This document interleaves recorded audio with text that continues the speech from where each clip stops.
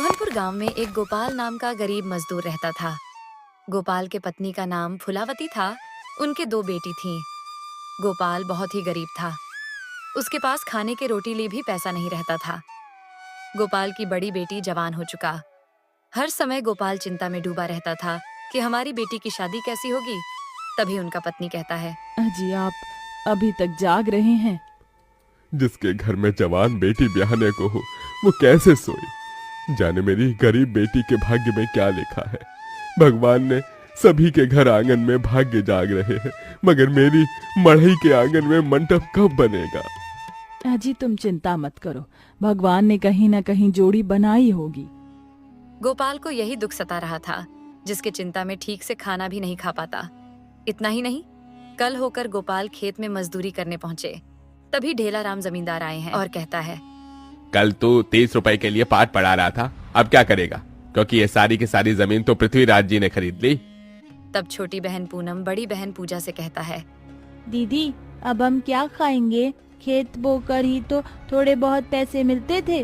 गोपाल पूरा परिवार दुखी होकर घर आ जाता है और सारे दिन आंख में आंसू लेकर सोच रहा था।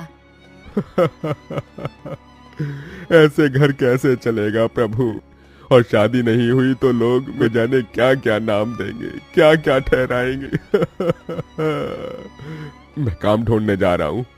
बाबा मैं भी आपके संग चलूंगी। बाप बेटी दोनों काम ढूंढने एक मिल में जाता है। तभी अब दोनों बाप बेटी मालिक के पास जाता है और मालिक उसे काम मिल जाता है। यहाँ पर कमल नाम का भी मजदूरी करता था। कमल बहुत ही मेहनती था। बाप बेटी दोनों मेहनत से काम करता था। पूजा अपने पिता के बराबरी काम करती थी। पूजा को काम करने से हाथ में छाले पड़ जाते और मेहनत करते करते पैर भी फूल जाते थे। पूजा कंपनी में काम करने के बाद घर पर भी माँ के काम में हाथ बंटाती थी। घर में खाना बनाना, चूल्हा चौकी सारा काम करती थी। आटा पीसने वाला चक्की आट चलाती, गोबर उठा उठा कर गोठिया बनाती। पूजा काम करती है तो कमल उसको मदद करता है। कमल को काम करते करते बहुत तेज भूख लगी होती है। तभी कमल गोपाल से कहता है, काका, क्या मैं आप दोनों के साथ खाना खा सकता हूँ? बड़ी भूख लगी है और मैं खाना भी नहीं लाया। हाँ बेटा, आओ ना। ये कहते हुए पूजा प्याज और रोटी देती हैं और पूजा कहती हैं, माफ कीजिएगा, आपको खिलाने के लिए हमारे पास कोई पूरी पकवान तो नहीं है। जो है यही खा लीजिए। सूखा रूखा भी कमल खुश होकर खाने लगा। कमल पूजा को हर समय कुछ न कुछ मदद करते रहता। ऐसे करते करते कमल को पूजा से प्यार हो जाता है। तभी गोपाल से कमल कहता है, काका, अगर आप मुझे इस काबिल समझे तो मैं आपकी बेटी का हाथ थामना चाहता हूँ।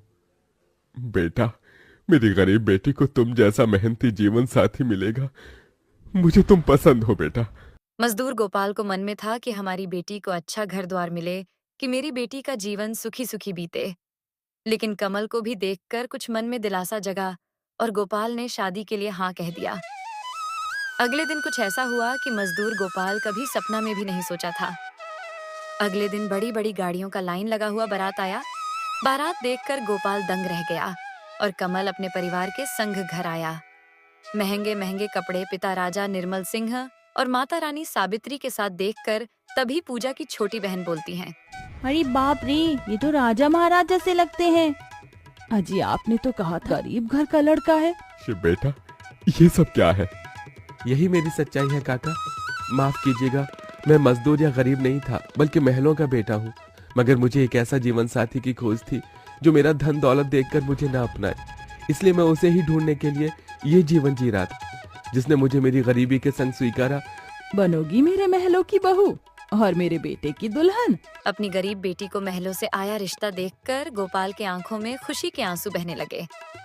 भगवान, तूने मेरी फटी झोली में इतनी खुशियां डाल दी। मेरी बेटी महलों की दुल्हन बनेगी। हर बाप चाहता है कि वो अपनी बेटी का हाथ जिसके हाथ में दे वो उसे रानी बनाकर रखे। अब मेरी बेटी सचमुच में महलों की रानी बनेगी। समझे जी, मंगनी कर ले। मगर इतनी छोटी सी मढ़ई में सब कैसे होगा?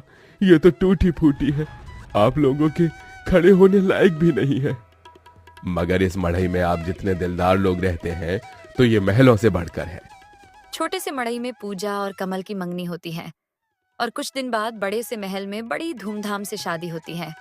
तब पूजा मन ही मन कहती हैं, हे गौरी मैया, आपका धन्यवाद जो आपने मुझको मनचाहा वर दिया। इसके बाद पूजा विदा होकर अपने महलों के ससुराल में आ जाती हैं और खुशी खुशी जीवन जीने लगती है। इस कहानी से हमें यही सीख दिलाता है कि कभी भी किसी को कोई भाग्य देख के नहीं आता, कब जीवन बदल जाएगा कोई भी को मालूम नहीं है। अगर ये कहानी अच्छा लगा तो वीडियो को लाइक करके चैनल को सब्सक्राइब कर लेना।